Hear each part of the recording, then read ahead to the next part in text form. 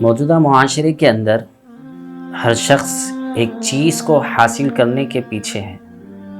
اور وہ چاہتا ہے کہ وہ چیز اسے حاصل ہو۔ اس کی زندگی پوری گزر رہی ہے لیکن وہ اس چیز کو پا نہیں پا رہا ہے، وہ ہے انصاف۔ انصاف کے لیے آدمی انصاف کو حاصل کرنے کے لیے مختلف جگہ کی در در کی ٹھوکریں کھاتا ہے، اس کی پوری زندگی کٹ جاتی ہے لیکن اسے انصاف نہیں ملتا۔ چلیے جانتے ہیں کہ اسلام نے انصاف کے سلسلے میں کیا تعلیم دی ہے۔ اسلام وہ واحد مذہب ہے جس نے رنگ و نسل، علاقہ و زبان، ان تمام چیزوں کو پیچھے ہٹا کر صرف اور صرف حق اور انصاف کی طرف بہت زیادہ زور دیا ہے۔ یہی وجہ تھی کہ نبی کریم صلی اللہ علیہ وسلم کے زمانے میں لوگ آپ صلی اللہ علیہ وسلم کے پاس مقدمات لایا کرتے تھے، اپنے بہت سارے مسائل کو آپ صلی اللہ علیہ وسلم کے سامنے پیش کیا کرتے تھے، اور آپ صلی اللہ علیہ وسلم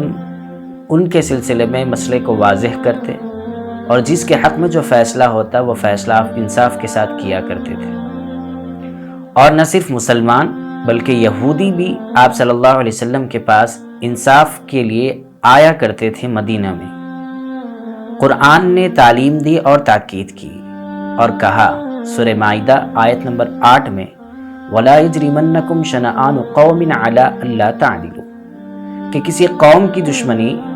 تم کو انصاف کرنے کے سلسلے میں روک نہ دے، رکاوٹ نہ بن جائے کہ تم اس کے ساتھ ناانصافی نہ کر بیٹھو۔ قرآن پاک کے اندر 2 جگہ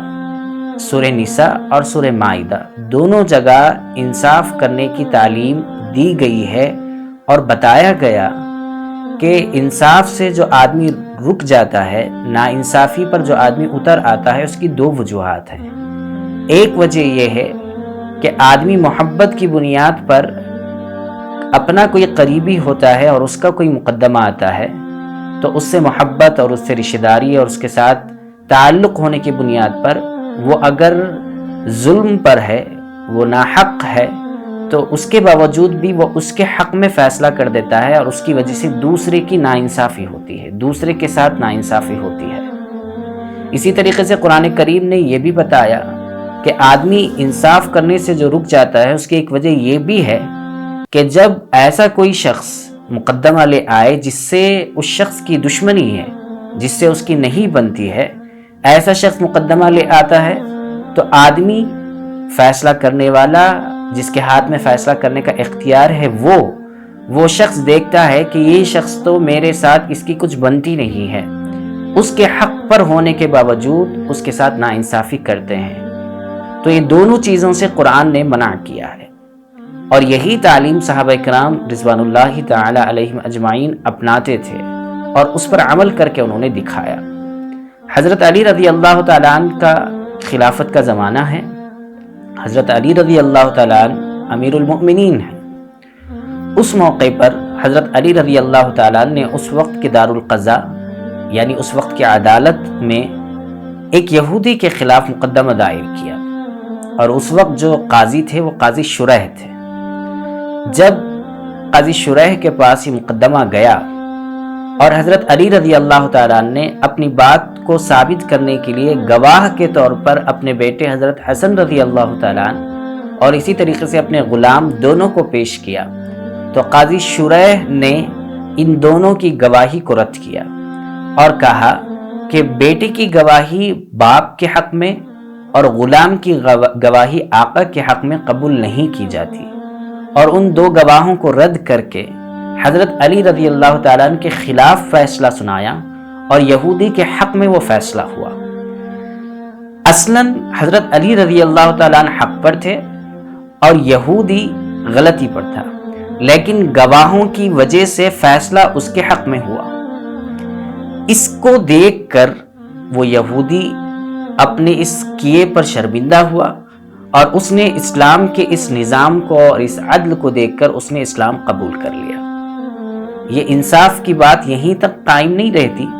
بلکہ اس کے بعد کے دور میں بھی جہاں پر مسلم انصاف پسند حکمراں آئے، انہوں نے یہ نہیں دیکھا